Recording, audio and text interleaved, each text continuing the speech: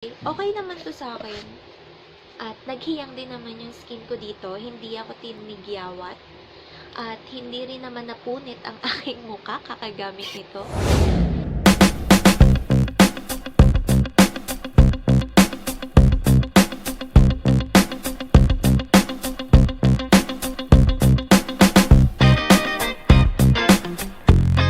Hi everyone! Welcome back to my channel. So if you're new here, kung hindi ka pa nakaka-subscribe, just click the subscribe button below and then the notification bell para updated ka sa lahat ng may a-upload kong videos.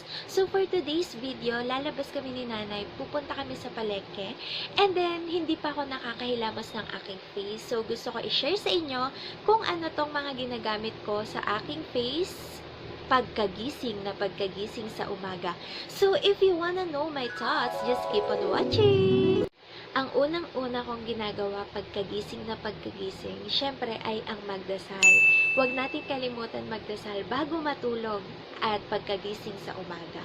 So, after nun, umiinom ako ng 2 to 3 glass of water para ma-cleanse ang ating katawan dahil matagal tayong hindi uminom ng tubig since tulog nga tayo.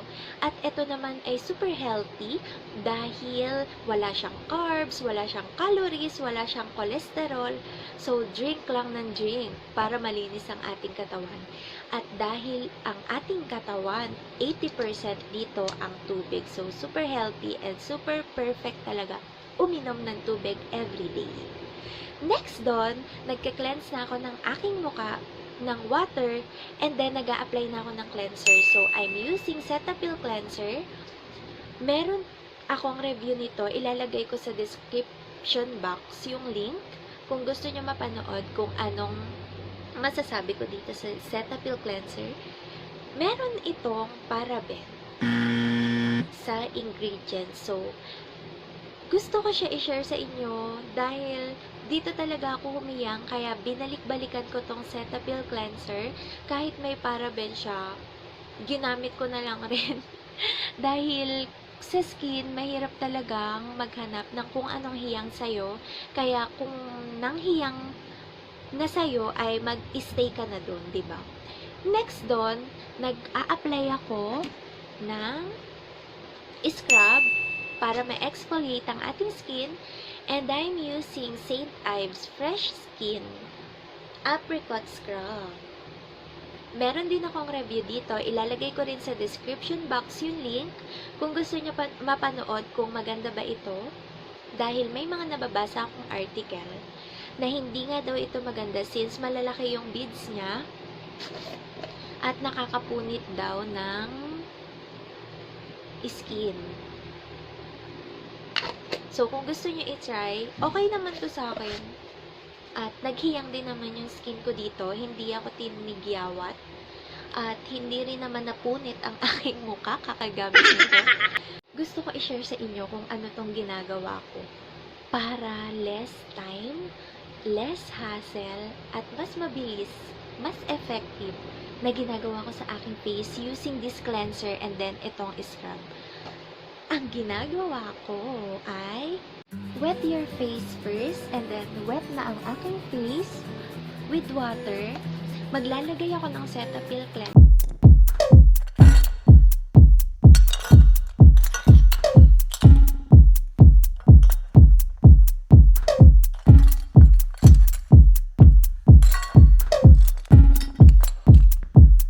Samurai sword on my back. You don't know how to act.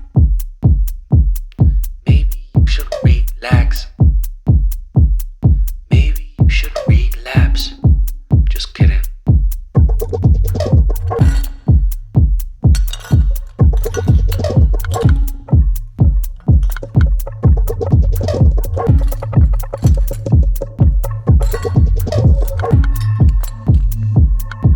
Stop, stop, stop, stop, stop, stop.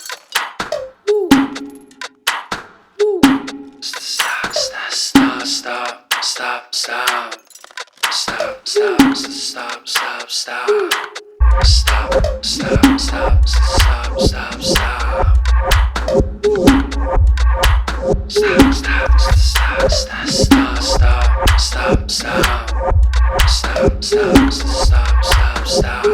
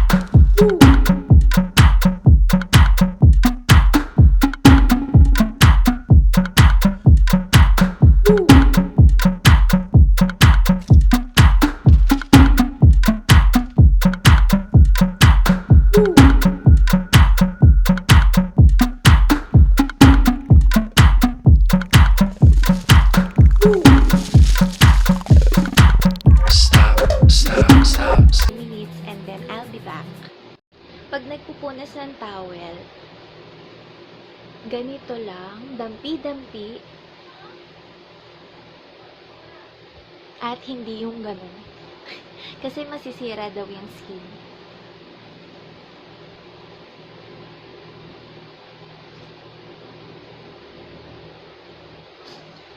Tapos na ako mag-cleanse, tapos na ako mag-exfoliate, and next ay toner. Ang gamit kong toner ay from Celetec, which is Acne Solutions Oil Control Toner.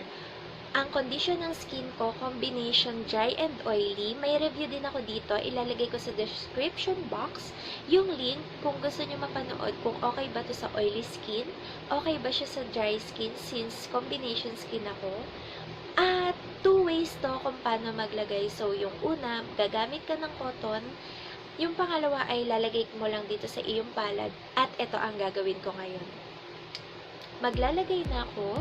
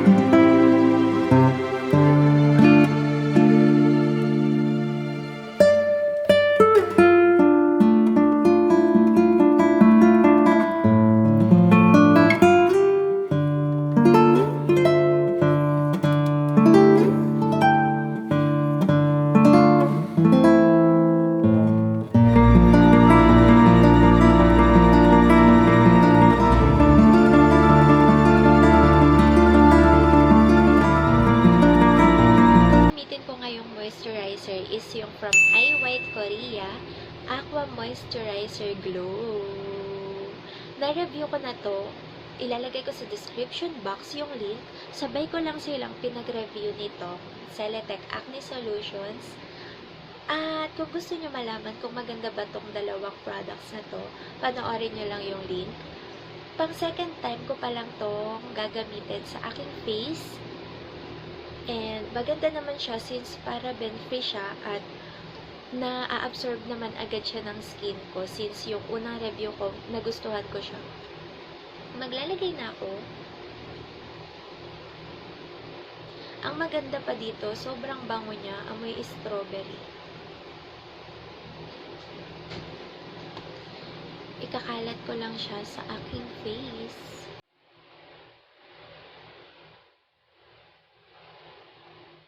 Amoy strawberry talaga, ang bango-bango.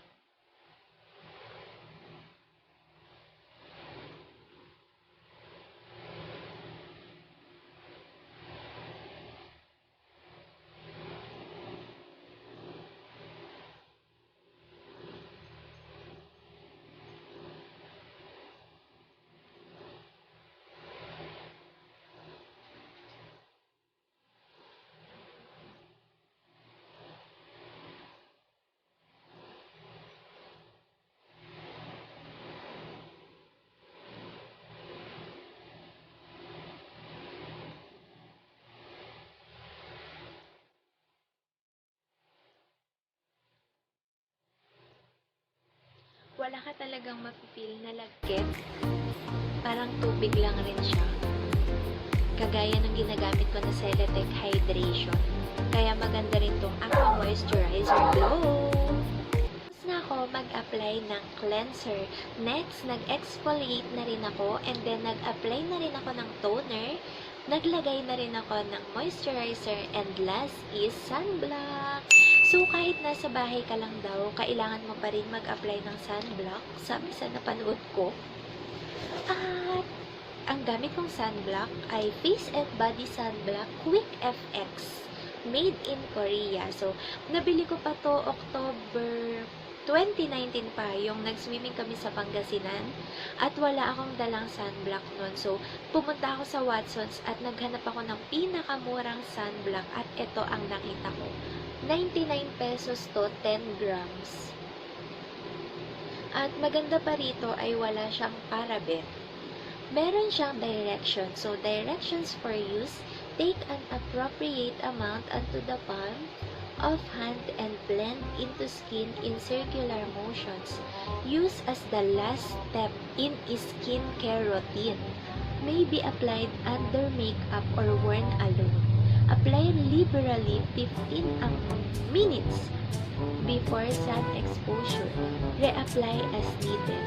So, before naman, hindi talaga ako nag-a-apply ng sunblock pag nasa bahay lang naman at hindi naman nalabas. Pero sabi nga sa napanood ko ay mag-apply din daw kahit nasa bahay lang. At ito ay i-apply ko na.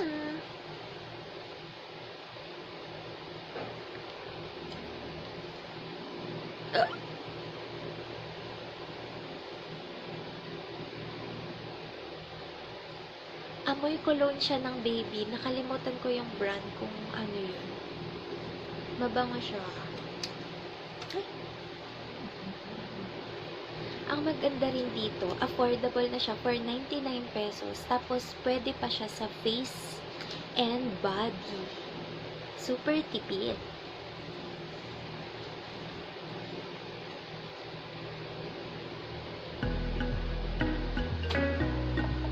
Ikakalat ko rin muna siya sa aking mukha. Para ka lang rin nag-makeup.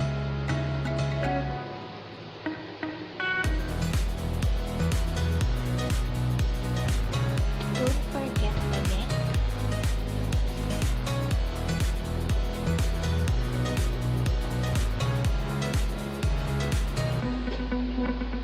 So, we're done my skincare morning routine at ito yung mga products na ginamit ko.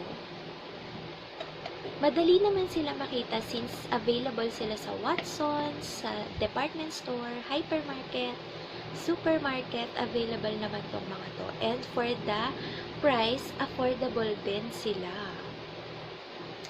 Ito ay 130 pesos. Ito ay nabili ko siya ng sale, 208 ko lang ata ito nabili, hindi ko sure, pero ilalagay ko sa description box yung link ng review ko dito. Ito, kakabili ko lang 80 pesos to, 65 ml. Ito naman, Aqua Moisturizer, nakalimutan ko rin, 25 pesos to, 6 ml, and ito naman ay 99 pesos. Available sila sa Watsons lahat. So, sana ay may natutunan kayo sa aking skincare morning routine today. Thank you for watching!